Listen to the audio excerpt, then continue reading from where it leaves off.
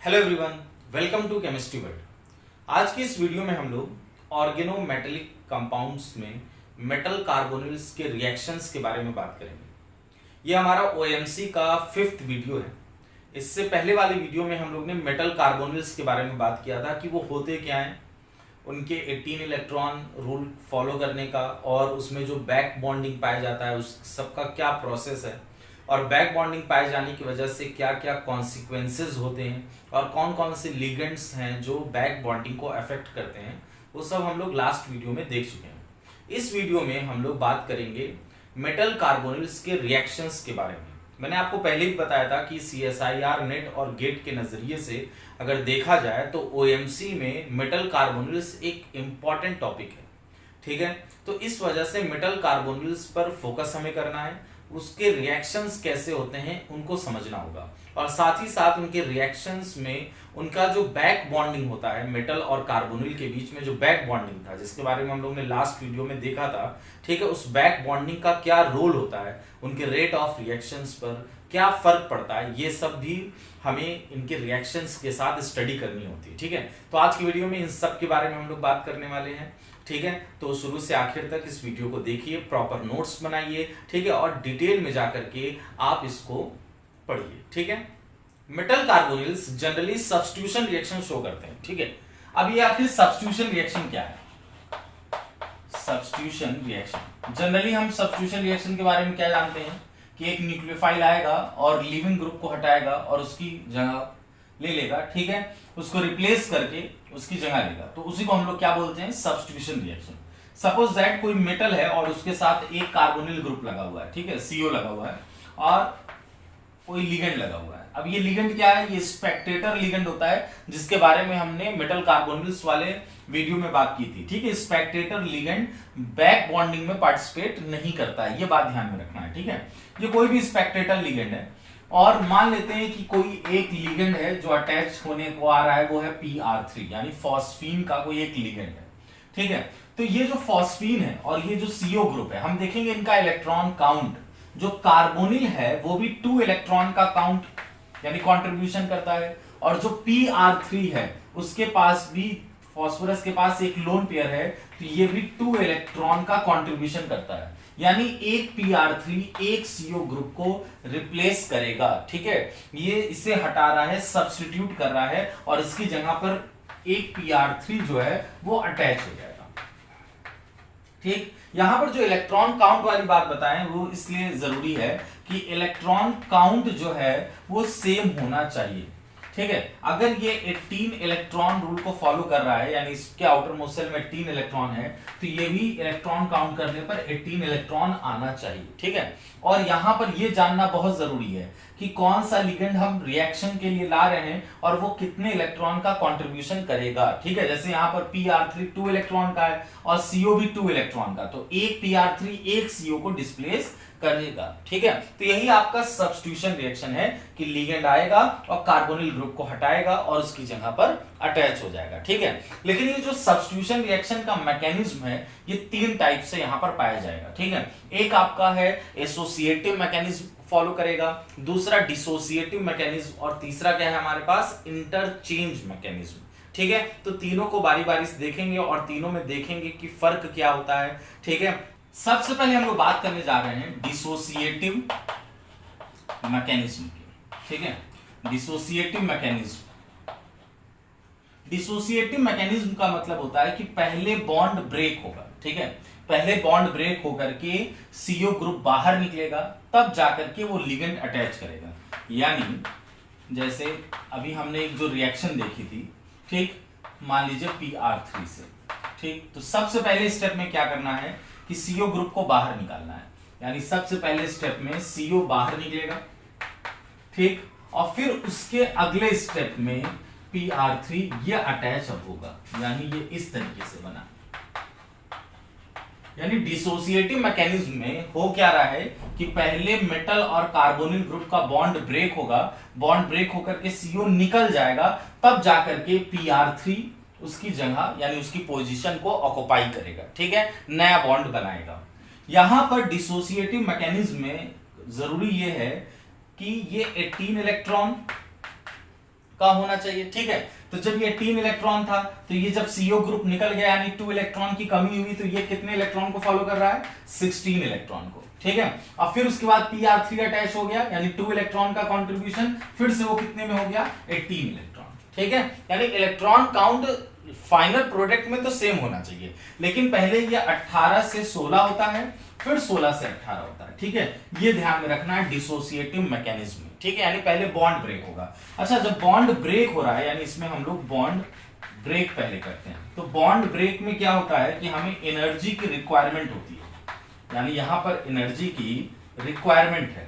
तो जब एनर्जी की रिक्वायरमेंट होगी, मतलब ज्यादा एनर्जी चाहिए होगी, तो जो रेट ऑफ रिएक्शन होगा वो स्लो हो जाएगा। यानी जो डिसोसिएटिव मैकेनिज्म को फॉलो करते हैं मेटल कार्बोनिल्स, उनका रेट ऑफ रिएक्शन स्लो होता है as compare then associative mechanism के। यानी इसके बाद जो मैं बताऊंगा आपको एसोसिएटिव, उसके कंपेयर में डिसोसिएटिव मैकेनिज्म का रेट ऑफ रिएक्शन कम होगा। उसका रीजन यही है कि पहले मेटल और कार्बोनिल ग्रुप के बीच का बॉन्ड ब्रेक होगा, तो बॉन्ड तोड़ने में, ब्रेक करने में आपको एनर्जी बाहर से देनी पड़ती है। तो जब आप एनर्जी बाहर से दे रहे हैं, एनर्जी की रिक्वायरमेंट है, तो उसमें टाइम लगता है, जिसकी वजह से रेट ऑफ रिएक्शन क्या हो जाती है, स्लो हो जाती है, ठीक है। आ रही होगी बात समझ में।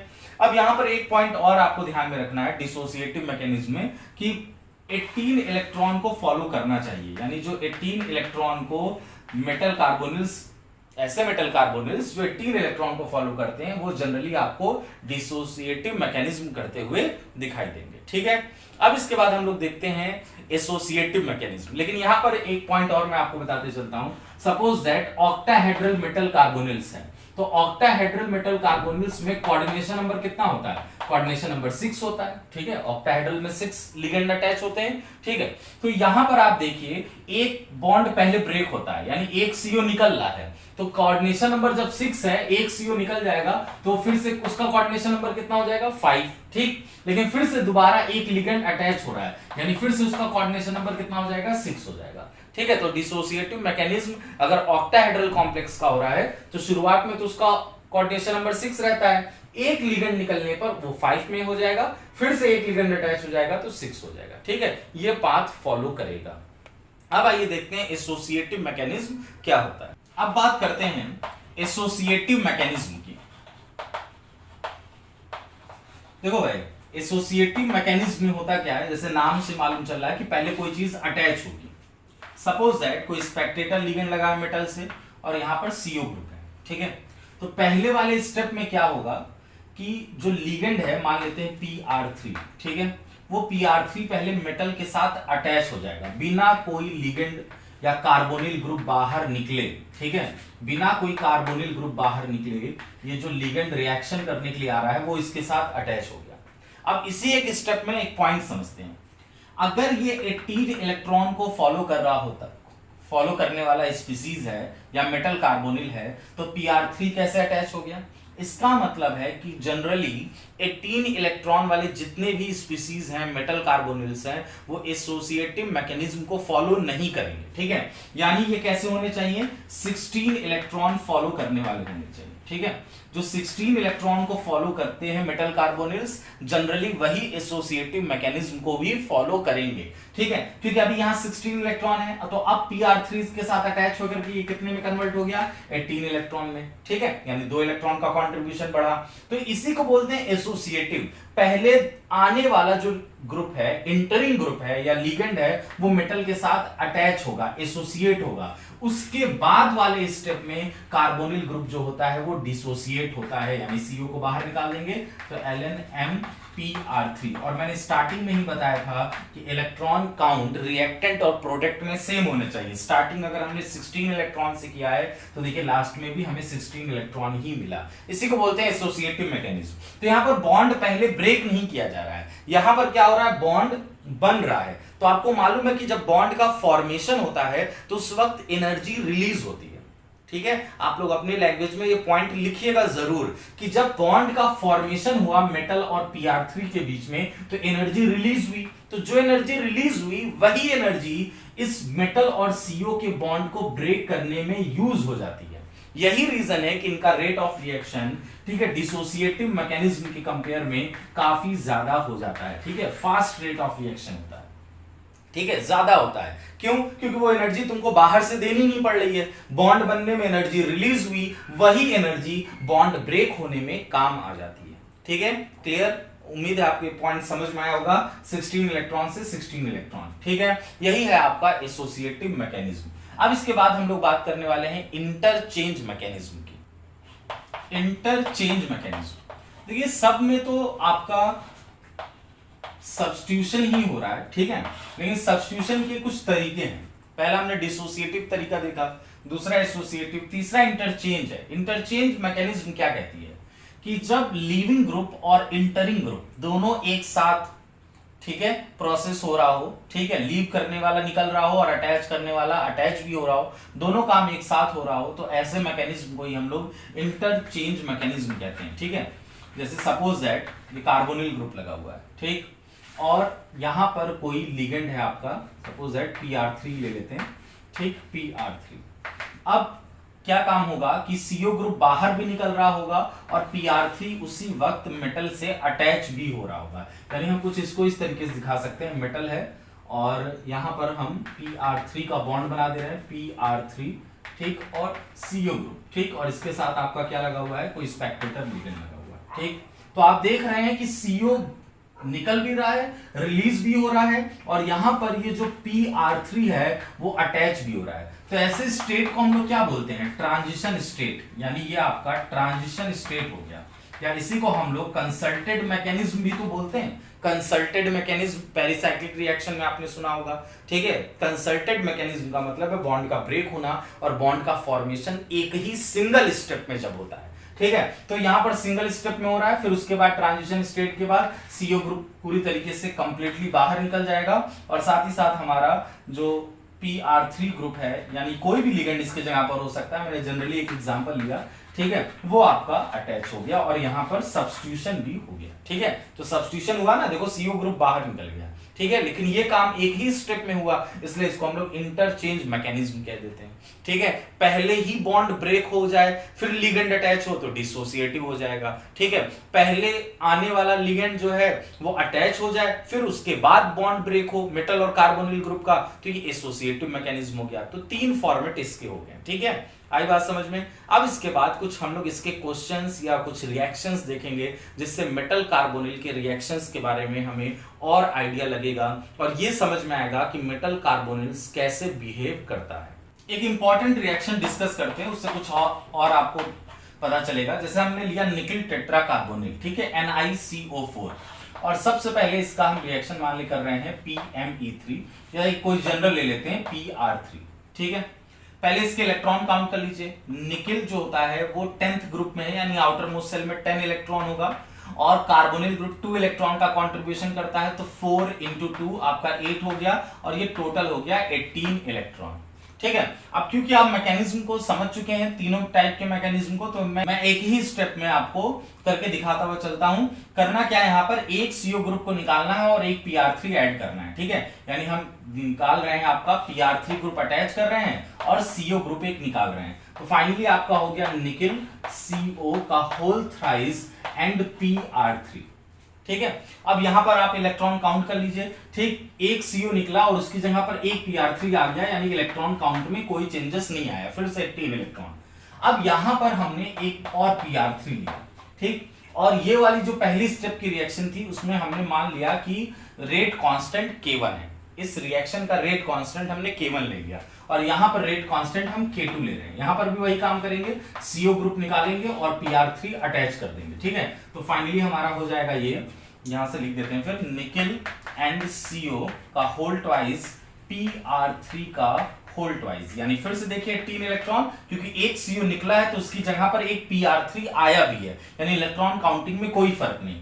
फिर से वही प्रोसेस करने वाले हैं PR3, और इस बार रेट कांस्टेंट K3 मान रहे हैं, एक CO हम निकाल रहे हैं और एक PR3 अटैच कर रहे हैं, तो फाइनली हमारा हो गया निकिल CO का होल थ्राइस एंड CO, एक सिंगल CO बचा, एंड PR3 का होल थ्राइस, ये भी टोटल 18 इलेक्ट्रॉन। ठीक, अगले स्टेप में फिर से वही काम, PR3 से रिएक्शन करा रहे हैं, CO ग्रुप को निकाल रहे हैं, और यहां पर रेट कांस्टेंट हमने K4 मान लिया, तो एक ही तो CO बचा है, वो भी पूरा निकल जाएगा, और क्या हो गया हमारे पास, निकिल Pr3 का, ठीक, होल 4, ठीक, यहां पर हमने 4 लिखा है, क्यों? क्योंकि चारों CO ग्रुप अब निकल चुके हैं। आई बात समझ में? चारों CO को सब्स्टिट्यूट करके हमने Pr3 लगा दिया और सभी के इलेक्ट्रॉन काउंट सेम रहे, 18 18 18, ठीक, और इसका रेट कांस्टेंट K1, इसका K2 K3 एंड, और यहां का रेट कांस्टेंट K4। तो रिएक्शन में तो कोई समझने में प्रॉब्लम नहीं आना चाहिए, बस आपको करना क्या है, CO को हटाया हमने, Pr3 लगा दिया। तो यहां पर ये क्वेश्चन कराने का मकसद क्या था, जिससे आपको एक जानकारी मिले, क्या कि अगर आपसे पूछे कि यहां पर रेट कांस्टेंट जो K1 K2 K3 K4 है उसको ऑर्डर बनाइए, तो सबसे ज्यादा रेट कांस्टेंट किसका हो जाएगा? सबसे ज्यादा रेट कांस्टेंट K1 है, K2 K3 एंड K4, ठीक है, ये वैल्यू है रेट कांस्टेंट में, यानी K1 रेट कांस्टेंट की वैल्यू सबसे ज्यादा होगी और लास्ट वाला जो स्टेप हुआ है उसके रेट कांस्टेंट की वैल्यू सबसे कम है। और जो रेट ऑफ रिएक्शन होता है वो डायरेक्टली प्रोपोर्शनल रेट कांस्टेंट के होता है। अगर रेट कांस्टेंट ज्यादा है तो रेट ऑफ रिएक्शन भी ज्यादा होगी, और अगर रेट कांस्टेंट कम है तो रेट ऑफ रिएक्शन भी कम होगी, ठीक है। यानी पहला वाला जो स्टेप था वो बहुत फास्ट हुआ होगा, पहली वाली रिएक्शन, और जो लास्ट वाली रिएक्शन है वो बहुत स्लो हुई होगी। अब इसके पीछे क्या रीजन है? इसके पीछे जो रीजन है उसके बारे में हम लोग ने लास्ट वीडियो में बहुत डिटेल में पढ़ा था, ठीक है। वही रीजन है बैक बॉन्डिंग, ठीक है। पहले वाले में देखिए निकिल और CO4 को, आपको मालूम है कि मेटल और कार्बन मोनोऑक्साइड के बीच में बैक बॉन्डिंग होती है। कैसे बैक बॉन्डिंग होती है? CO एक सिग्मा डोनर है, यानी पहले सिग्मा इलेक्ट्रॉन डोनेट करके एक बॉन्ड बनाता है, फिर निकिल यानी जो मेटल होता है वो उन इलेक्ट्रॉन्स को वापस डोनेट करता है कार्बन मोनोऑक्साइड के, ठीक है, एंटी बॉन्डिंग ऑर्बिटल में, जो लूमो होता है, लोवेस्ट अनऑक्युपाइड मॉलिक्यूलर ऑर्बिटल, ठीक है। तो ये जो इलेक्ट्रॉन्स डोनेट करता है वो पाई है, पाई बॉन्डिंग हो रही है, इसीलिए इसको पाई बैक बॉन्डिंग कहते हैं। यानी निकिल और CO के बीच में एक डबल बॉन्ड का कैरेक्टर पाया जाता है, ठीक है, मेटल और CO के बीच में, ठीक। अब अगर हमें CO को सब्स्टिट्यूट करना है तो इसी बॉन्ड को ब्रेक करना होगा, तो सिंगल बॉन्ड के कंपेयर में डबल बॉन्ड को ब्रेक करना मुश्किल है ना, ठीक है, अगर डबल बॉन्ड का कैरेक्टर बढ़ता जाएगा।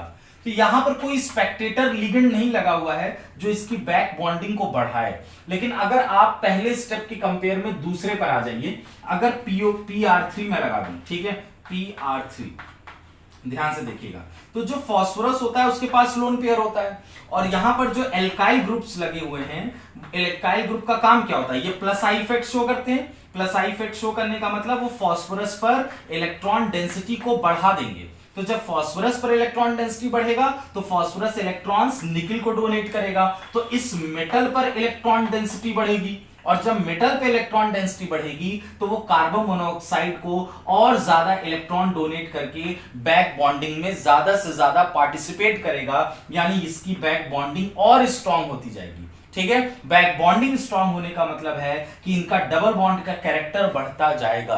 तो अभी देखो एक ही Pr3 लगा है, फिर उसके बाद 2 Pr3, फिर 3 Pr3, फिर 4 Pr3, ठीक है। यहां पर देखिए 3 Pr3 है, आई बात समझ में? यानी जो फास्फोरस यानी जो फॉस्फीन वाला है, ठीक, जो इलेक्ट्रॉन डेंसिटी बढ़ा रहा है मेटल पर, ये 3 लगे हुए हैं, तो इसका मतलब बैक बॉन्डिंग बहुत हाई हो गया, और जब बैक बॉन्डिंग ज्यादा होगा तो मेटल और CO के बीच का डबल बॉन्ड कैरेक्टर बहुत बढ़ जाएगा, और जब डबल बॉन्ड कैरेक्टर बढ़ेगा तो उसको ब्रेक करना भी तो मुश्किल होगा, ठीक है। इस वजह से टाइम की रिक्वायरमेंट ज्यादा होगी, एनर्जी ज्यादा लगेगी, और रेट ऑफ रिएक्शन काफी स्लो हो जाएगा, इसीलिए इसका रेट कांस्टेंट सबसे लास्ट में रखा गया है, सबसे कम है।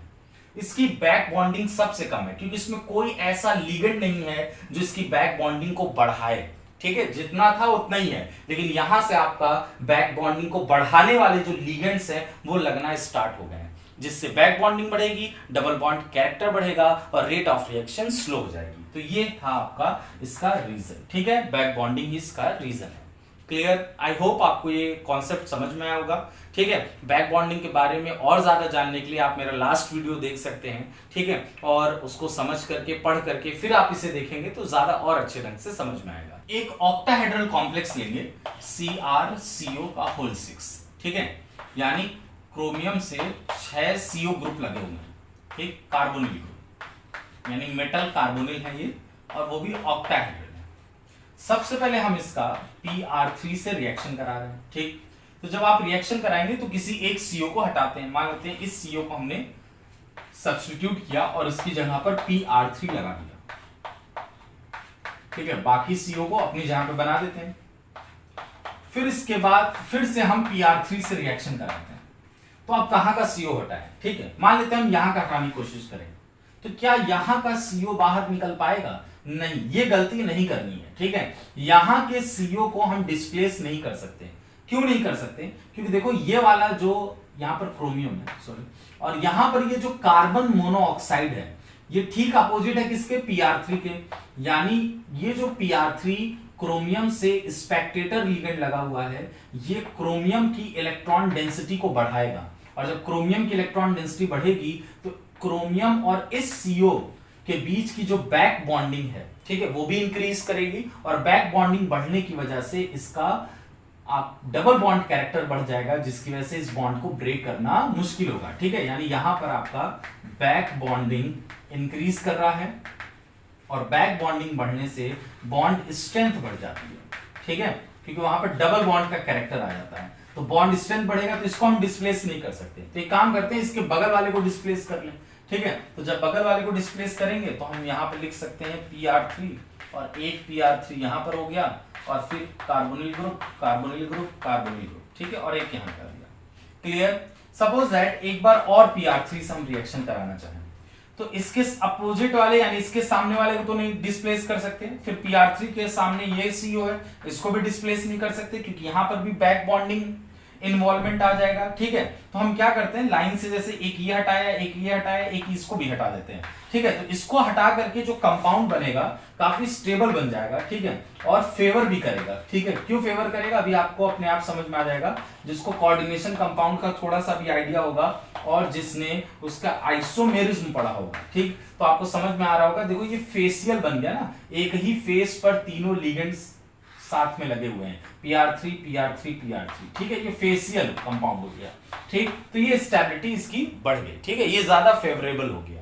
आई बात समझ में? तो ये क्वेश्चन कराने का मकसद बस ये था कि अगर ऑक्टाहेड्रल कॉम्प्लेक्स है, ठीक है, या ऐसा कुछ एग्जांपल है जिसमें बैक बॉन्डिंग का इन्वॉल्वमेंट आ रहा है और 1 से 2 बार 2 से 3 बार का सब्स्टिट्यूशन है, तो हमको ध्यान में रखना होगा कि कहां पर बैक बॉन्डिंग ज्यादा है। अगर बैक बॉन्डिंग ज्यादा हो रहा है तो वहां के कार्बोनिल को आप डिस्प्लेस नहीं कर सकते।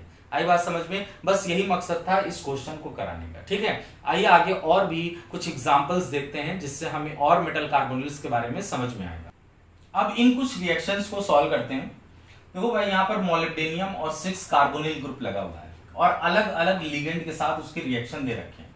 सबसे पहले इसे देखते हैं, पहले इसके इलेक्ट्रॉन काउंट कर लेते हैं। देखो मोलिब्डेनियम जो है वो आपका क्रोमियम वाले ग्रुप का है, ठीक है। तो क्रोमियम 6 ग्रुप में पाया जाता है, तो मोलिब्डेनियम भी 6 ग्रुप में होगा, यानी उसके पास भी इलेक्ट्रॉन कितने होंगे? आउटर मोस्ट शेल में 6 इलेक्ट्रॉन होंगे। और कार्बन मोनोऑक्साइड 2 इलेक्ट्रॉन का कंट्रीब्यूशन करता है, तो 6 × 2 12, यानी आपका टोटल 18 इलेक्ट्रॉन का कंट्रीब्यूशन करेगा, ठीक है। तो होना ये चाहिए कि अगर ये 18 इलेक्ट्रॉन का है तो जो प्रोडक्ट मिलेगा तो वहां पर भी इलेक्ट्रॉन काउंट सेम होना चाहिए, बस इस बात का ध्यान में रखना है।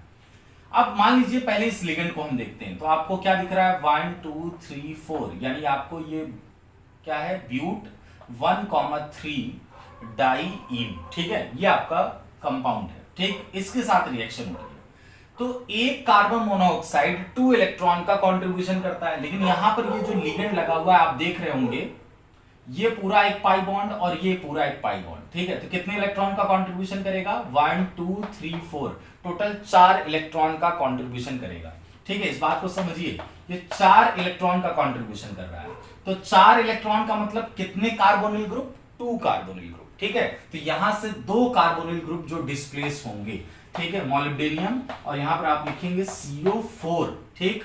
और ये जो आपका लिगेंड लगा हुआ है इस तरीके से मोलिब्डेनियम को इलेक्ट्रॉन्स डोनेट करेगा, ठीक है। तो देखो 1 2 एंड 3 4, तो एक ही लिगेंड 4 इलेक्ट्रॉन डोनेट कर रहा है, इसका मतलब है कि वो 2 कार्बोनिल ग्रुप को डिस्प्लेस करेगा। तो यहां से आप फिर से काउंट करके देख सकते हैं, इसका 8 हो गया, मोलिब्डेनियम का 6 हो गया, इनका 4 हो गया, ठीक है, यानी 18 इलेक्ट्रॉन। तो आप देख रहे होंगे कि इलेक्ट्रॉन काउंट आपका सेम बना हुआ है, ठीक है।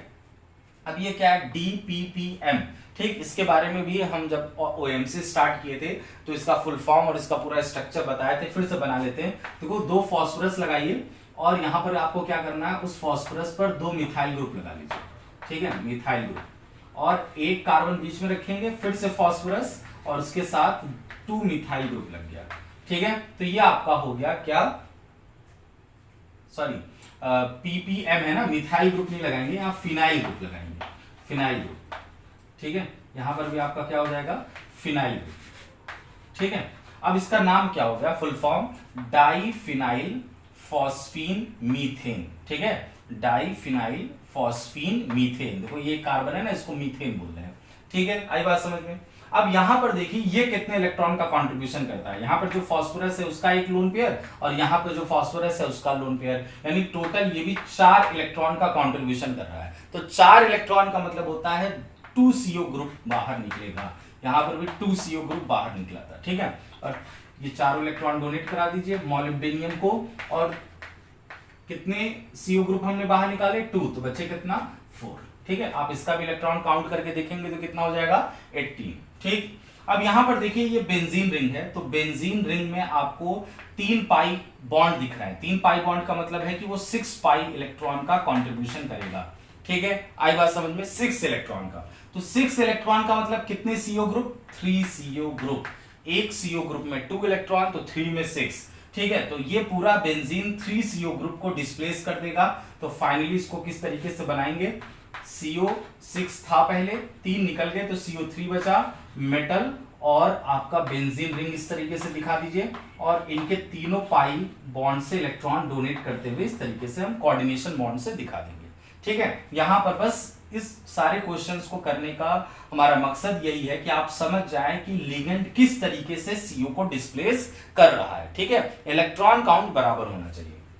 अब आइए अगला जो एग्जांपल दे रखा है COD, साइक्लोऑक्टाडाइईन, आप इसमें काउंट करके देख सकते हैं 1 2 3 4 5 6 7 8 कार्बन है, ठीक है, और 2 डबल बॉन्ड लगे हुए हैं यानी डाइईन है, तो इसको हम लोग बोलते हैं COD, साइक्लोऑक्टाडाइईन। तो आपको 2 पाई इलेक्ट्रॉन दिख रहा है, 2 पाई इलेक्ट्रॉन का मतलब है, सॉरी 2 पाई बॉन्ड दिख रहा है, मतलब कितने इलेक्ट्रॉन हो गए, 4 पाई इलेक्ट्रॉन का ये कंट्रीब्यूशन करेगा। तो 4 इलेक्ट्रॉन का कंट्रीब्यूशन करने का मतलब क्या हुआ, कितने CO ग्रुप निकालेगा बाहर, 2 CO ग्रुप, ठीक है। तो इसका प्रोडक्ट क्या बन जाएगा, MO और CO4, ठीक है, क्योंकि 2 CO ग्रुप बाहर निकाल रहा है, और इसको इस तरीके से हम लोग बना देंगे,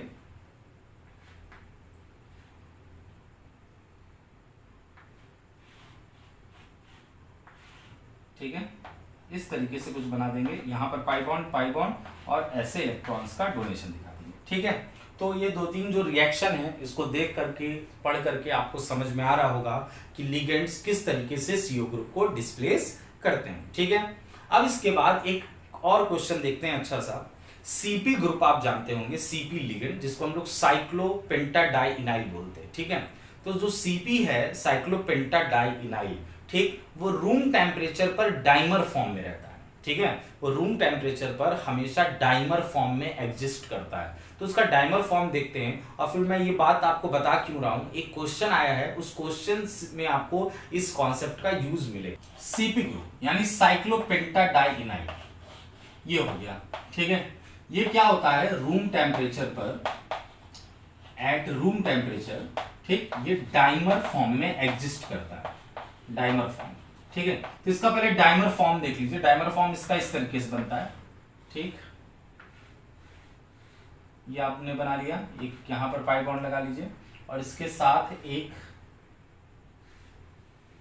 ठीक है, 5 मेंबर रिंग बना दीजिए और इसमें एक पाई बॉन्ड लगा दीजिए और एक कार्बन यहां पर। डाइमर देखिए इसमें कितने टोटल कार्बन है, 1 2 3 4 5, ठीक है, 5 कार्बन है, ठीक। तो डाइमर का मतलब है 10 होने चाहिए, तो काउंट कर सकते हैं हम लोग 1 2 3 4 5, ठीक है, 6 7 8 9 और 10। तो ये इसका डाइमर फॉर्म है। तो डाइमर फॉर्म याद रहेगा इस तरीके से, तो क्वेश्चन में पहचानने में आसानी रहेगी। क्वेश्चन क्या था कि मॉलिब्डेनियम है CO6, ठीक है, 2 टाइम्स, और H न्यू लिखा था, यानी सनलाइट पड़ रहा है, अल्ट्रावायलेट रेज जो भी है, एनर्जी उसको प्रोवाइड हो रहा है, और लिगेंड यही दिया था, यानी आप इसको ऐसे जल्दी से बना लेते हैं, ठीक,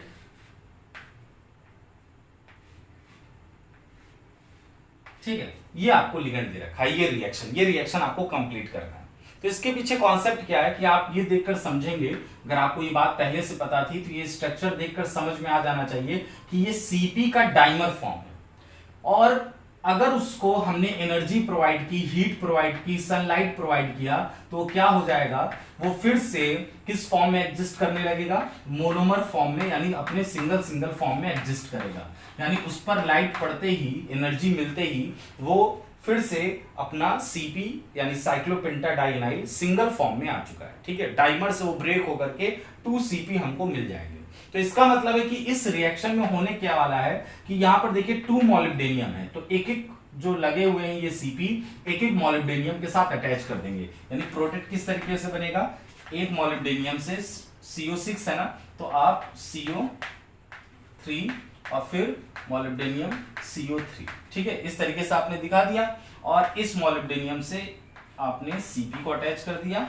ठीक है, यहां से भी आपने क्या काम किया, एक दूसरे सीपी को अटैच कर दिया, तो फाइनली यह आपका प्रोडक्ट बन करके आएगा। ठीक है, तो इस क्वेश्चन में यही कॉन्सेप्ट सीखना था कि ये जो डाइमर फॉर्म में पाया जाता है वो क्या होगा, ब्रेक होकर के फिर से आपका मोनोमर फॉर्म में आ जाएगा सीपी, और इस तरीके से मॉलिब्डेनियम के साथ अटैच होगा। तो आप इसके इलेक्ट्रॉन काउंट करके देखिए, एक एक मॉलिब्डेनियम के आपके 18 इलेक्ट्रॉन आएंगे। ठीक है, जैसे मॉलिब्डेनियम 6 ग्रुप का है, ठीक, और CO जो होता है वो 2 इलेक्ट्रॉन का काउंट करता है, तो 3 × 2 कितना हो गया, 6 हो गया। ठीक है, 12 हो गया ये। और CP जो होता है ये इसकी अगर हेप्टिसिटी नहीं दे रखी है तो उसकी फुल हेप्टिसिटी यानी मैक्सिमम हेप्टिसिटी मानी जाती है। तो टोटल कितने इलेक्ट्रॉन का कंट्रीब्यूशन करता है, 5 इलेक्ट्रॉन का। तो 6 + 6 12, 12 + 5 17, और ये वाला एक बॉन्ड जिसका एक इलेक्ट्रॉन इसके हिस्से में आ रहा है यानी +1, तो टोटल कितने हो गए, 18 इलेक्ट्रॉन। उसी तरीके से सेम इसके भी 18 इलेक्ट्रॉन। तो इंडिविजुअली एक मेटल आपका 18 इलेक्ट्रॉन को फॉलो कर रहा है। ठीक है, तो ये हमारा प्रोडक्ट बन करके आया। देखो भाई, ये बहुत प्यारा सा क्वेश्चन है, बढ़िया सा, यहां से बहुत कुछ सीखने को मिलेगा। MnCO5 और यहां पर एक लिगेंड लगा हुआ है। ठीक है, और यहां पर जब ये लिगेंड अटैच है तो आपको इस लिगेंड की हेप्टिसिटी कितनी दिख रही है, 1। मतलब देखो एक ही कार्बन के थ्रू तो अटैच है, ठीक, यानी सिर्फ एक इलेक्ट्रॉन का कॉन्ट्रीब्यूशन कर रहा है। तो मैग्नीज का अगर आप इलेक्ट्रॉन काउंट करें तो ये आउटर मोस्ट सेल में इसके कितने इलेक्ट्रॉन होते हैं, 7, और 5 × 2 10, और ये वाला लिगेंड एक इलेक्ट्रॉन का कंट्रीब्यूशन कर रहा है इसलिए 1, यानी टोटल कितने हो गए, 18 इलेक्ट्रॉन। HNu, ठीक, यानी इसको एनर्जी प्रोवाइड हो रही है। ठीक, तो इसमें क्या होगा कि सब्स्टिट्यूशन रिएक्शन होना है, यानी एक CO आप निकालेंगे बाहर। ठीक है, 18 इलेक्ट्रॉन वाला स्पीसीज है, यानी डिसोसिएटिव मैकेनिज्म को फॉलो करेगा, डिसोसिएटिव। ठीक है, यानी आपको एक CO ग्रुप को बाहर निकाल देना है। तो अगर आप एक CO ग्रुप को बाहर निकाल देंगे तो ये हो जाएगा हमारे पास MnCO4। अब इलेक्ट्रॉन काउंट करिए, तो ये एक कार्बोनिल ग्रुप बाहर निकल गया, यानी 2 इलेक्ट्रॉन की कमी हो गई, यानी 16 इलेक्ट्रॉन हो गया। तो यहां पर एक बात नहीं समझ में आई कि स्टार्टिंग में कॉन्सेप्ट क्या बताया गया था कि 18 इलेक्ट्रॉन या जितने भी इलेक्ट्रॉन आप काउंट करेंगे वो रिएक्टेंट और फाइनल जो प्रोडक्ट बनेगा उसमें सेम होना चाहिए, इलेक्ट्रॉन काउंटिंग। लेकिन क्या यहां पर इलेक्ट्रॉन काउंटिंग सेम हुआ, नहीं हुआ, क्योंकि कोई बाहर से तो लिगेंड दिया नहीं गया है क्वेश्चन में। ठीक है, जैसे और सब एग्जांपल कर रहे थे उसमें PR3 में एग्जांपल लेकर चल रहा था। ठीक है, यहां पर कोई आपको बाहर से कोई लिगेंड नहीं मिला कि वो CO को हटा करके उसकी जगह ले और इलेक्ट्रॉन काउंट को वो सेम कर सके, बराबर कर सके।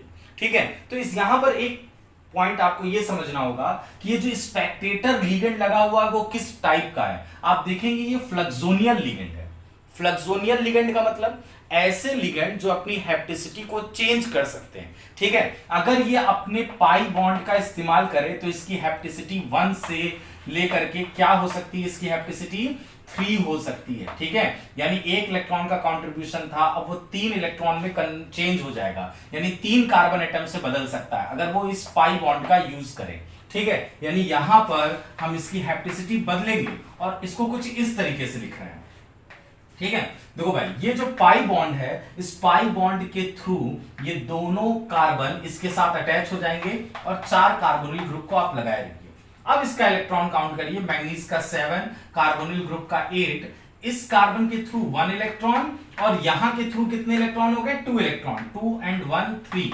ठीक है, तो 7 + 3 10 और 8 18 इलेक्ट्रॉन। ठीक, तो इस क्वेश्चन से ये बात समझ में आया कि अगर आपको बाहर से कोई लिगेंड नहीं दे रखा है और अगर कोई ऐसा लिगेंड लगा हुआ है जो फ्लक्सोनियल है, मतलब जो अपनी हैप्टिसिटी को चेंज कर सकता है, तो उनकी हैप्टिसिटी को चेंज करके, बढ़ा करके, घटा करके जैसे जरूरत पड़ेगी हम उनके इलेक्ट्रॉन काउंट को इक्वल करेंगे। ठीक है, आई बात समझ में? यानी 18 इलेक्ट्रॉन से स्टार्ट हुआ था तो जाहिर सी बात है डिसोसिएटिव होगा, यानी इलेक्ट्रॉन कम होंगे और फिर उसको 18 के बराबर लाने के लिए हमने इसकी हैप्टिसिटी को बदल दिया। ठीक है, अब इसी का एक एग्जांपल यहां पर भी देखते हैं। आप देख रहे होंगे कि आयरन है, आयरन 8 ग्रुप में है, प्लस 2 कार्बोनिल ग्रुप यानी 4 हो गए, प्लस ये Cp लगा हुआ है और इसकी हैप्टिसिटी ऑलरेडी डिसाइडेड है, मतलब क्वेश्चन में दे रखा है, मतलब इसका इलेक्ट्रॉन कंट्रीब्यूशन 5 हो गया और इसका 1 लिखा है, मतलब ये सिर्फ एक कार्बन के थ्रू अटैच है तो इसका इलेक्ट्रॉन कंट्रीब्यूशन 1 हो गया। ठीक है, अब काउंट करिए, ये हो गया 12, 12 5 17 और 1 18, यानी 18 इलेक्ट्रॉन। ठीक, और फिर से हमको कोई लिगेंड नहीं दे रखा है बाहर से, H न्यू यानी एनर्जी प्रोवाइड की जा रही है, एनर्जी प्रोवाइड की जा रही है और 18 इलेक्ट्रॉन है, मतलब डिसोसिएटिव मैकेनिज्म को फॉलो करेगा, यानी पहले आपको एक CO ग्रुप को निकालना पड़ेगा। यानी आप जब CO ग्रुप को निकाल देंगे तो आप देख रहे होंगे कि Fe और उसके साथ एक Cp लगा हुआ है जिसका हैप्टिसिटी 5 है और एक Cp लगा हुआ है जिसकी हैप्टिसिटी 1 है और CO ग्रुप। अब इसका इलेक्ट्रॉन काउंट करिए, जब एक CO निकल गया तो 18 में से 2 इलेक्ट्रॉन निकल गए तो कितने हो गए? 16 इलेक्ट्रॉन। ठीक है, तो अब कैसे इसको वापस से 18 लाएंगे? यहां वाला जो Cp है वो अपनी हैप्टिसिटी को चेंज करेगा। आपको पता है जो Cp होता है उसकी हैप्टिसिटी क्या क्या हो सकती है? 1 भी हो सकती है, उसकी हैप्टिसिटी और क्या हो सकती है? 3 भी हो सकती है। ठीक है, और उसकी हैप्टिसिटी 5 भी हो सकती है। ठीक है, जो हैप्टिसिटी वाला वीडियो था उसमें हमने क्लियर आपको बताया था, अगर आप Cp को ध्यान से देखें, ठीक, अगर सिर्फ वो इस कार्बन के थ्रू अटैच होता है तो उसकी हैप्टिसिटी 1 होती है। ये कार्बन और साथ में इन दो पाई बॉन्ड, इन दो पाई इलेक्ट्रॉन्स को ले लेगा, मतलब ये 2 कार्बन एटम, तो उसकी हैप्टिसिटी 3 हो जाएगी। अगर वो इस वाले पाई बॉन्ड को भी इन्वॉल्व कर लेगा तो उसकी हैप्टिसिटी टोटल 5 हो जाएगी। ठीक है, तो पहले हम 1 से उसको कन्वर्ट करेंगे, किसमें? 3 में कन्वर्ट करेंगे। तो 1 से 3 में कन्वर्ट करिए तो फाइनली ये हो गया Fe और ये हो गया आपका Cp, 5 हैप्टिसिटी वाला और ये 3 हैप्टिसिटी। ठीक है, और ये CO ग्रुप। अब इसके इलेक्ट्रॉन काउंट करिए, आयरन के 8 हो गए, CO के 2 हो गए, इसके 5 और 3 यानी 8, या आपका देखिए कितने हो गए? 18 इलेक्ट्रॉन। अब चाहे तो यहां से एक काम और भी कर सकते हैं आप, इस CO ग्रुप को भी आप सब्स्टिट्यूट कर दीजिए, यानी बाहर निकाल दीजिए। तो जब आप इस CO ग्रुप को बाहर निकालेंगे तो फिर से 2 इलेक्ट्रॉन कम हो जाएंगे और टोटल 16 इलेक्ट्रॉन बचेगा। लेकिन अभी भी Cp अपनी हैप्टिसिटी को बढ़ा सकता है और मैक्सिमम लेवल तक ले जा सकता है, मतलब 3 हैप्टिसिटी से बढ़ा करके वो अपनी हैप्टिसिटी को 5 भी कर सकता है, यानी 2 इलेक्ट्रॉन का कंट्रीब्यूशन फिर से बढ़ जाएगा और फिर टोटल 18 इलेक्ट्रॉन हो जाएंगे। ठीक है, आई होप आपको बात समझ में आ रही होगी और इसके आगे का रिएक्शन आप खुद से प्रोसीड करिए कि हम इस CO को हटाएंगे तो 2 इलेक्ट्रॉन कम यानी 16 हो जाएगा और ये Cp, क्योंकि Cp एक फ्लक्सोनियल लिगेंड है, अपनी हैप्टिसिटी को बदलता है तो 3 से वो 5 कर लेगा। ठीक है, क्लियर? तो इस टाइप के क्वेश्चन भी आपके माइंड में होने चाहिए कि जहां पर फ्लक्सोनियल लिगेंड इस्तेमाल हो रहा हो और कोई बाहर से लिगेंड ना दे रहा हो तो हम उसकी हैप्टिसिटी को कम करके, बढ़ा करके हम रिएक्शंस को आगे बढ़ाएंगे।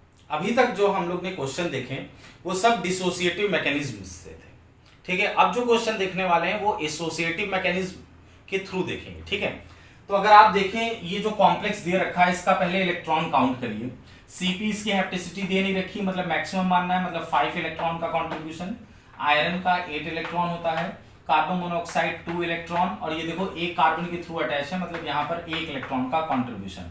आप टोटल ऐड करिए 8 1 9 9 5 आपका हो गया 14 14 टू 16, मतलब ये 16 इलेक्ट्रॉन को फॉलो करता है। तो स्टार्टिंग में बताया गया था कि डिसोसिएटिव मैकेनिज्म वो स्पीसीज फॉलो करेंगे जो 18 इलेक्ट्रॉन वाले होंगे और जो 16 इलेक्ट्रॉन वाले होंगे वो सब किसको फॉलो कर रहे होंगे? एसोसिएटिव मैकेनिज्म के थ्रू रिएक्शन करेंगे।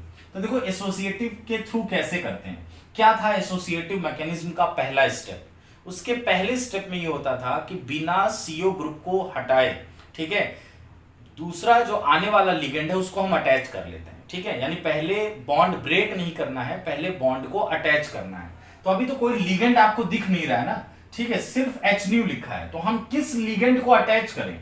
तो यहां पर Cp ये भी अपने मैक्सिमम हैप्टिसिटी पर है, CO तो 2 इलेक्ट्रॉन कंट्रीब्यूशन करता ही करता है, लेकिन ये जो लिगेंड लगा हुआ है ये यहां पर फ्लक्सोनियल लिगेंड लगा हुआ है और अभी अपने मिनिमम हैप्टिसिटी से अटैच है, ठीक है, यानी एक बॉन्ड से। अगर वो इस पाई बॉन्ड का इस्तेमाल करे तो ये अपनी मैक्सिमम हैप्टिसिटी को पाएगा और 16 इलेक्ट्रॉन से वो 18 इलेक्ट्रॉन में कन्वर्ट हो जाएगा।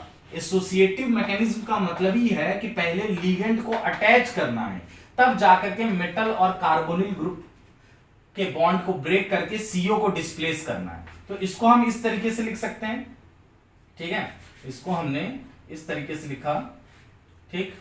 देखो यहां पर एक कार्बन के थ्रू अटैच है, अब इस पाई बॉन्ड को डोनेट करा दो यहां। तो जब आप इस पाई बॉन्ड के थ्रू यहां पर इलेक्ट्रॉन डोनेट करा देंगे तो 2 इलेक्ट्रॉन्स बढ़ गए ना, इंक्रीज हो गए। तो 16 इलेक्ट्रॉन था तो अब कितने हो गए?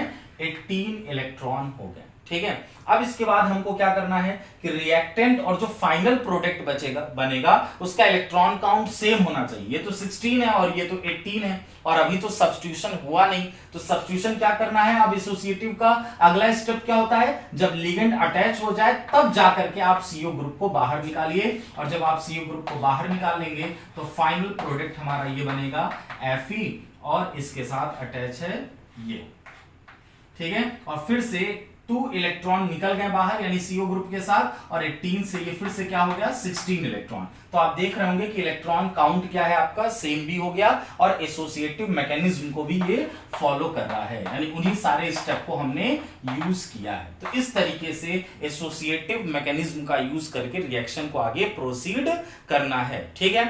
अगर सपोज दैट 18 इलेक्ट्रॉन वाले को ही एसोसिएटिव मैकेनिज्म के थ्रू कराना हो, यहां पर तो 16 इलेक्ट्रॉन है ना, लेकिन अगर 18 इलेक्ट्रॉन वाला ही कॉम्प्लेक्स है और फिर हम उसको एसोसिएटिव मैकेनिज्म के थ्रू ले जाना चाहते हैं तो कैसे करेंगे? ठीक है, उसके लिए जरूरी ये है कि कॉम्प्लेक्स में कोई एक ऐसा लिगेंड अटैच हो जो फ्लक्सोनियल लिगेंड हो, ठीक है, यानी उसकी हैप्टिसिटी को हम कम कर सकते हो, ठीक है। तो अगर इसका एक एग्जांपल देख ले तो हमको बात समझ में आ जाएगी। देखो भाई, इस क्वेश्चन में क्या करना है, आपके सामने एक कंपाउंड दिया गया हुआ है कॉम्प्लेक्स, और कह रहा है कि PME3 के साथ आपको सब्स्टिट्यूशन रिएक्शन कराना है, लेकिन एसोसिएटिव मैकेनिज्म को फॉलो करते हुए, ठीक है। क्वेश्चन को ध्यान से समझिए, कह रहा है एसोसिएटिव मैकेनिज्म को फॉलो करते हुए ये कराना है, आपको शो करना है, ठीक है। तो सबसे पहले इसका इलेक्ट्रॉन काउंट कर लेते हैं। Cp मैक्सिमम हैप्टिसिटी पर है, मतलब 5 इलेक्ट्रॉन का कंट्रीब्यूशन करेगा। रोडियम 9th ग्रुप में पाया जाता है, मतलब 9, और 2 CO ग्रुप का मतलब है 4, यानी ये 18 इलेक्ट्रॉन है, ठीक। अब सवाल ये उठ रहा है कि एसोसिएटिव मैकेनिज्म को वही कॉम्प्लेक्स, वही स्पीसीज फॉलो करते हैं जिसके पास 16 इलेक्ट्रॉन है, लेकिन ये तो ऑलरेडी 18 इलेक्ट्रॉन है ना, ठीक है। तो यहां तो गड़बड़ी हो जाएगी। कैसे गड़बड़ी होगी, समझिएगा बात को। एसोसिएटिव मैकेनिज्म का पहला स्टेप मैंने क्या बताया था?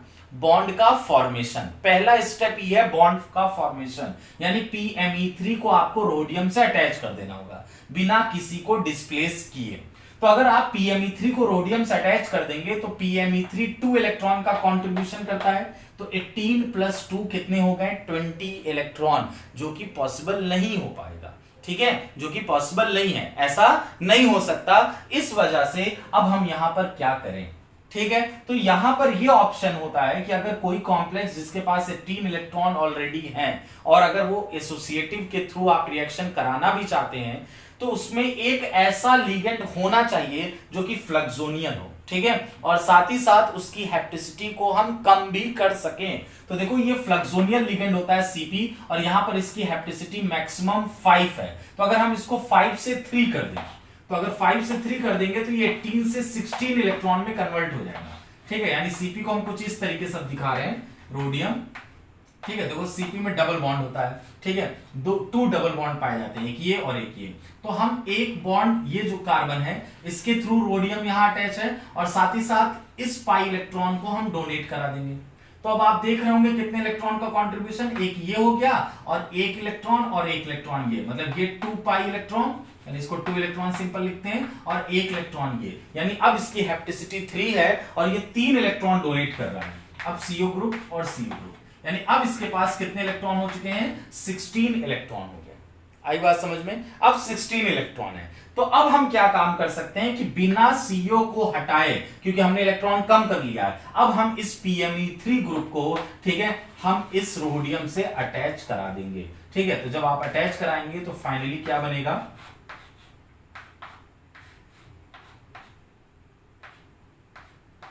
रोडियम लगा दिया, ये हो गया एक CO और साथ ही साथ हमने PMe3 लगा दिया। तो अब आपको साफ साफ दिख रहा होगा कि ये कितने इलेक्ट्रॉन को कंट्रीब्यूशन कर रहा है। ठीक है, अब ये 16 से फिर से 18 बन चुका है। ठीक, अब क्योंकि सब्स्टिट्यूशन रिएक्शन कराना था, अभी तक तो सब्स्टिट्यूशन हुआ नहीं, एसोसिएटिव का अभी हमने पहला स्टेप किया। पहला स्टेप ये है कि हमने बॉन्ड का फॉर्मेशन किया बिना किसी को डिस्प्लेस किए। अब यहां से हम CO ग्रुप को बाहर निकाल देंगे, एक CO ग्रुप का सब्स्टिट्यूशन करा देंगे, तो हमारा भाई सब्स्टिट्यूशन रिएक्शन भी हो गया। ठीक है, एसोसिएटिव मैकेनिज्म को फॉलो करते हुए। लेकिन यहां पर एक प्रॉब्लम और आ रही है। क्या प्रॉब्लम आ रही है कि अब हमारे पास कितने इलेक्ट्रॉन हो गए हैं, 16 इलेक्ट्रॉन हो गए हैं। ठीक है, यहां पर 18 इलेक्ट्रॉन हो गए थे, अब फिर से 16 इलेक्ट्रॉन हो गए। लेकिन जिस कॉम्प्लेक्स से हमने रिएक्शन स्टार्ट किया वो तो 18 इलेक्ट्रॉन वाला है, तो रिएक्टेंट और जो फाइनल प्रोडक्ट बनेगा उसका इलेक्ट्रॉन काउंट सेम होना चाहिए। तो हम अगर इसकी हैप्टिसिटी को कम कर सकते हैं तो इसकी हैप्टिसिटी को बढ़ा भी सकते हैं। तो देखिए, अगर ये 3 हैप्टिसिटी को यहां पर शो कर रहा है, तो हम इस पाई इलेक्ट्रॉन को, यानी ये जो 2 पाई इलेक्ट्रॉन है, उसको भी अगर डोनेट करा दे रोडियम को, तो इसकी हैप्टिसिटी 3 से बढ़ करके 5 हो जाएगी और 2 इलेक्ट्रॉन और रोडियम को मिल जाएगा, तो 16 + 2 यानी 18 इलेक्ट्रॉन फिर से ये अपना कॉम्प्लेक्स आ गया। ठीक है, तो अगर हमें एसोसिएटिव मैकेनिज्म को, पाथ को फॉलो करना है ऐसे कॉम्प्लेक्स के लिए जो ऑलरेडी 18 इलेक्ट्रॉन वाला हो, तो वहां पर जरूरी यह है कि ऐसा कोई लिगेंड होना चाहिए जो फ्लक्सोनियल हो और जिसकी हैप्टिसिटी को हम कम कर सकते हैं। ठीक है, तभी एसोसिएटिव मैकेनिज्म को वो फॉलो करेगा। ये क्वेश्चन भी काफी अच्छा है। इसमें देखिए Re लगा हुआ है, रीडियम, और साथ में आयोडीन है और CO5 लगे हैं। सिल्वर नाइट्रेट दे रखा और CH2 डबल बॉन्ड CH2, और साथ ही हीट करने कह रहा है। देखो भाई, जहां पर सिल्वर नाइट्रेट आ जाता है तो सिल्वर नाइट्रेट का काम क्या है, ये एक तरीके का आयनाइजेशन करने में हेल्प करता है। सिल्वर नाइट्रेट, यानी सिल्वर नाइट्रेट से हमको क्या मिल जाएगा, सिल्वर आयन मिल जाएगा Ag+, और क्योंकि आयोडीन के पास लोन पेयर होता है तो ये लोन पेयर अपना डोनेट करेगा सिल्वर को और उसके साथ अटैच हो जाएगा। ठीक है, ये अटैच हो गया, क्योंकि आयोडीन ने लोन पेयर डोनेट किया इसलिए उसके ऊपर कैसा चार्ज आ गया, पॉजिटिव चार्ज, और Re एंड CO5। ठीक है, अब क्योंकि आयोडीन के ऊपर पॉजिटिव चार्ज आ गया है तो ये अनस्टेबल हो चुका है, और अनस्टेबल हो गया है तो यहां से बॉन्ड ब्रेक होगा और ये सिल्वर आयोडाइड बनकर बाहर निकल गया, Agi। और जब दोनों इलेक्ट्रॉन बाहर निकल गए, क्योंकि आयोडीन की इलेक्ट्रोनेगेटिविटी ज्यादा थी, तो वो Re से इलेक्ट्रॉन लेते हुए बाहर निकला, तो Re के पास इलेक्ट्रॉन की कमी हो गई, यानी पॉजिटिव चार्ज लगा दिया हमने, CO5। ठीक है, पहले तो यहां पर इलेक्ट्रॉन काउंट कर लेते हैं। रिहीनियम 7th ग्रुप का है, यानी आउटर मोस्ट शेल में 7 इलेक्ट्रॉन होंगे। आयोडीन 2 इलेक्ट्रॉन का कंट्रीब्यूशन करता है। ठीक है, 7 + 2 9, सॉरी 1 इलेक्ट्रॉन का कंट्रीब्यूशन करता है, और CO2 तो 5 × 2 10, मतलब ये 18 इलेक्ट्रॉन है। ठीक है, यहां पर कितने इलेक्ट्रॉन है देखते हैं। रिहीनियम का 7 + 5 × 2 10, और पॉजिटिव चार्ज का मतलब एक कम करना है, तो ये आपका हो गया कितना, 16 इलेक्ट्रॉन। ठीक है, लेकिन फिर उसके बाद किसके साथ रिएक्शन कराने कह रहा है, CH2 double bond CH2, CH2 double bond CH2।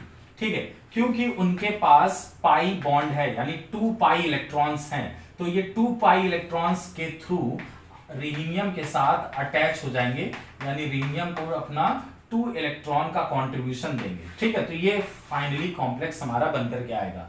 तो यहाँ का इलेक्ट्रॉन कंट्रीब्यूशन आप चेक कर सकते हैं, इसका 2 हो गया, प्लस CO का हो गया आपके पास 10 हो गया, तो रिहीनियम का 7 हो गया। ठीक है, और एक पॉजिटिव चार्ज लगा हुआ है तो -1, तो टोटल आपके पास कितने हो गए, ये हो गया आपका 10 + 7 17 + 2 19 -1 आपका 18 इलेक्ट्रॉन। ठीक है, तो ये आपको ध्यान रखना है, अगर सिल्वर नाइट्रेट वगैरह आता है तो किस तरीके से क्वेश्चन को हमें करना है, यानी मेटल कार्बोनिल किस तरीके से रिएक्शंस को प्रोसीड करेगा। लिथियम एल्यूमिनियम हाइड्राइड, क्योंकि जो एक रिड्यूसिंग एजेंट होता है, अगर उसका यूज आ जाए लिथियम एल्यूमिनियम हाइड्राइड का, क्योंकि ये एक हाइड्राइड आयन हमें प्रोवाइड कराता है। सपोज दैट हमने कोई मेटल लिया, जैसे आयरन ही ले लिया, और उसके साथ हम कितने ग्रुप लगे हुए हैं, 3 CO ग्रुप लगे हुए हैं। ठीक है, और Cp लगा हुआ है इस तरीके से। ठीक, तो लिथियम एल्यूमिनियम हाइड्राइड के साथ आपको क्या काम करना है, CO ग्रुप को हटा देना है और उसकी जगह पर एक H लगा देना है। ठीक है, रिडक्शन शो कर रहा है यहाँ पर, Fe हाइड्राइड आयन प्रोवाइड कराता है, CO और उसकी जगह पर हम क्या लगा सकते हैं, एक H लगा सकते हैं। अगर कोई मेटल कार्बोनिल है और उसका रिएक्शन हमको कह दे कि ग्रिग्नार्ड रिएजेंट से कराना है, CH3MgBr, ठीक है, मिथाइल मैग्नीशियम ब्रोमाइड, तो इसके साथ कैसे कराएंगे, वही काम करना है कि आपको एक CO ग्रुप को निकाल देना है और जो इसका न्यूक्लियोफाइल वाला पार्ट होगा, जैसे MgBr प्लस में ब्रेक होगा और CH3 माइनस, यही तो है न्यूक्लियोफाइल पोर्शन। ठीक है, तो यही आपको CO को हटा करके लगा देना, मतलब आप यहां से CO हटाएंगे और वहां पर CH3 अटैच कर देंगे। ये कुछ आपके मेटल कार्बोनिल्स के अलग अलग टाइप के रिएक्शन हो गए। ठीक है, शुरुआत में हमने एसोसिएटिव डिसोसिएटिव मैकेनिज्म के थ्रू उनके रिएक्शंस देखे, बाद में लिथियम एल्यूमिनियम हाइड्राइड और ग्रिग्नार्ड रिएजेंट के साथ, और ये जो सिल्वर नाइट्रेट वाला क्वेश्चन है, इस तरह के भी रिएक्शन वो किस तरह से प्रोसीड करेंगे। ठीक है, लास्ट में एक क्वेश्चन और देख, बोर्ड पर आपको ये 3 अलग अलग कॉम्प्लेक्स दिख रहे होंगे ABC। इस क्वेश्चन में बताना है कि कौन सबसे फास्ट सब्स्टिट्यूशन रिएक्शन करेगा, मतलब किसमें CO ग्रुप सबसे पहले बाहर निकलेगा। ठीक है, ये आपको बताना है किसका रेट ऑफ रिएक्शन सबसे हाई होगा। ठीक, सपोज दैट कोई मेटल है और इससे 2 CO ग्रुप लगे हुए हैं और ये हमारे पास Cp स्टार, ऐसे लिगेंड को बोलते हैं Cp स्टार। ठीक है, साइक्लोपेंटाडाइनाइल है, लेकिन आप इसमें देखेंगे कि मिथाइल ग्रुप चारों तरफ से इसके लगा हुआ है। ठीक है, तो इसको Cp स्टार बोलेंगे। यहां पर भी Cp लगा है, लेकिन उसके बगल में एक कॉन्जुगेशन में 2 पाई बॉन्ड वाला एक रिंग मैंने लगा रखा है। यहां पर भी देखिए कॉन्जुगेशन में 2 रिंग लगे हुए हैं। ठीक है, अभी क्या है कि स्टार्टिंग में मैंने आपको बताया था कि मेटल और कार्बन मोनोऑक्साइड के बीच में बैक बॉन्डिंग पाई जाती है। तो अगर कोई ऐसा लिगेंड लगा होगा, स्पेक्टेटर लिगेंड, जो इसकी बैक बॉन्डिंग को बढ़ा दे, तो डबल बॉन्ड कैरेक्टर बढ़ जाएगा। डबल बॉन्ड कैरेक्टर बढ़ेगा तो बॉन्ड स्ट्रेंथ बढ़ेगा, बॉन्ड स्ट्रेंथ बढ़ेगा तो हम उसे ब्रेक नहीं कर पाएंगे। ठीक है, तो जब ब्रेक नहीं हो पाएगा तो रेट ऑफ रिएक्शन स्लो हो जाएगी। ठीक है, तो बस हमें लिगेंड्स को पहचानना है कि कौन बैक बॉन्डिंग बढ़ा रहा है और कौन बैक बॉन्डिंग कम कर रहा है। ठीक है, तो अगर आप देखें इस लिगेंड को, तो यहां पर चारों तरफ से एल्काइल ग्रुप लगे हुए हैं, यानी alkyl group electron releasing group का काम करते हैं, यानी ये +I इफेक्ट शो कर रहे हैं। तो +I इफेक्ट शो करने का मतलब कि यहां पर इलेक्ट्रॉन डेंसिटी बढ़ गई, तो ये इलेक्ट्रॉन ट्रांसफर कर देगा मेटल को, तो मेटल की इलेक्ट्रॉन डेंसिटी बढ़ जाएगी। मेटल की इलेक्ट्रॉन डेंसिटी बढ़ेगी तो वो CO ग्रुप पर बैक बॉन्डिंग ज्यादा करेगा। तो यहां पर इलेक्ट्रॉन रिलीजिंग ग्रुप लगने की वजह से, ठीक है, बैक बॉन्डिंग ज्यादा हो रही है, यानी बढ़ रहा है। ठीक है, और अगर बैक बॉन्डिंग बढ़ेगा तो रेट ऑफ रिएक्शन क्या हो जाएगा, रेट ऑफ रिएक्शन कम हो जाएगी, स्लो हो जाएगी। अगर हम यहां देखें तो जो पाई इलेक्ट्रॉन पाए जाते हैं Cp में, ठीक है, वही तो इलेक्ट्रॉन्स डोनेट करेगा मेटल को, लेकिन यहां पर कॉन्जुगेशन में पाई बॉन्ड लगे हुए हैं, जिसकी वजह से पाई बॉन्ड अल्टरनेट पोजीशन पर आ जाएगा, और यहां पर Cp के पाई इलेक्ट्रॉन का क्या पाया जाएगा, डीलोकलाइजेशन।